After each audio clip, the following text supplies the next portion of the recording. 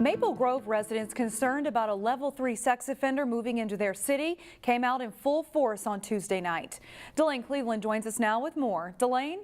Shannon, in 2010, Christopher Ferguson pulled out a gun on a woman he didn't know, sexually assaulted her, and then stole her phone and iPad. In a couple of weeks, the now 25-year-old man will move to a home near Annapolis and Berkshire Lanes North. As residents found out Tuesday night, he'll be carefully supervised by a Hennepin County agent. They're subject to random drug and alcohol testing, and the agent can stop by their workplace, their home anytime. They don't have to make an appointment beforehand, and the person needs to come to the door. They can look through their stuff, they can look through their computer, etc. They have to maintain a strict schedule. The schedule has to be approved by supervision. About 135 people made their way to Maple Grove Middle School Tuesday night for the informational meeting. Residents raised concerns about how he got clearance to live in Maple Grove, what they should do if they encounter him, and whether there's any chance he'll reoffend. Law enforcement officials did their best to put residents' minds at ease. Yes, we have somebody that has gone to prison for a very serious offense, and we have to respect the offender's rights and try and reintegrate them through this process that they have. But at the same time, now we have a more aware neighborhood that if you see something that you're just not comfortable with, you make that call and we'll come out, and these folks know what's going on.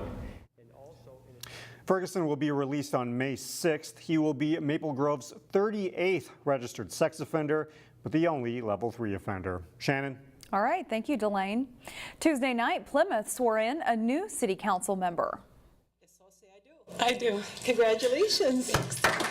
Business owner Elise McGregor will represent Ward 1 through 2020. The Plymouth City Council appointed McGregor to the seat vacated by Judy Johnson, who was appointed to serve on the Metropolitan Council. McGregor says one of her goals is to work to keep Plymouth's infrastructure on pace with the city's growth. Here's a way to prevent prescription drugs from ending up in the wrong hands. This Saturday is National Prescription Drug Takeback Day. One drop-off site is at the Robbinsdale Hy-Vee parking lot. From 10 until 2 on Saturday, you can drop off any unneeded or unused medications. And so this is one way that we found that we can provide a service to the community, having a location where they're able to drop off their unwanted medications rather than let them get out into the community where they could cause a problem for others. If you are unable to drop off on Saturday, Hennepin County libraries and several local police departments also collect unused medications. Here's a remarkable story of a student overcoming adversity. Reporter Meredith Hackler shows us how today's standout student didn't let a serious injury get in the way of her education. I do hope to become an author. I don't hope to get big, I just hope I can publish my own book and get my words out there. Kaya Shepard can usually be found reading and writing. She's just always in a positive, happy mood too. And I really look up to her for that as well. She's just, really a joy to have in class. And that positive energy Kaya gives off is due to her love for education, which she credits to volunteering at the library. I'm really happy that I do that because the library established my love for reading and for writing, and I love the fact that I can give back to my community through the library. While Kaya has always loved learning, it wasn't until she got in an accident that she realized just how much education meant to her. I was on an ATV and I lost control, and as I was losing control, I fainted behind the wheel, I guess, and I crashed, and the next thing I know, I woke up on the ground in the middle of the forest. Kaya fractured her pelvis and wasn't able to walk. She also broke her arm and nose.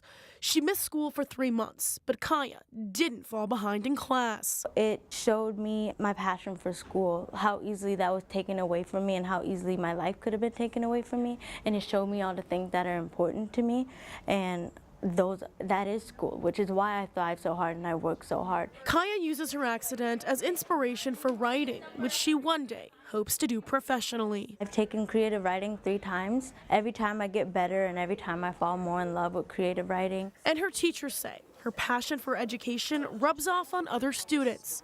And her success will too. Her success is not going to be her success alone. She's going to have other people join in on that, and I think that's amazing. In Brooklyn Park, Meredith Hackler, CCX News. It was a day of giving and a day of surprises in the Robbinsdale School District. We get that story from Eric Nelson. So we're here from Seven Dreams, the Seven Dreams Grant Patrol, and your teacher, Mr. Perkins, applied for a grant, and we're here to give him $3,000 for local extreme robotics. Congratulations. Today, some students and teachers discovered that dreams really can come true. It's fun to surprise people. The Seven Dreams Foundation is in the business of making wishes a reality, and did that by giving out 6 grants to Armstrong High. We hand out big checks and create a little bit of hoopla when we go into classrooms. And this year we received 40 applications for grants, and we very happily were able to fund 17 of those grants. The Grant Patrol also spread more unexpected joy and happiness at Forest Elementary in Crystal. So congratulations. The kids benefit, and the cash windfall will make their work sparkle. $2,341. Seven Dreams doled out a total of $38,000 in grant money to the Robbinsdale district, creating plenty of smiles in the process. Without the grant, they might not have the supplies at home that they would through this grant, and that was my thinking in applying for it. At Forest Elementary, the money comes at a perfect time. It will be used to upgrade the school's media center. In Crystal, I'm Eric Nelson, CCX News. And you can see more on this story and all of our stories on our website, ccxmedia.org.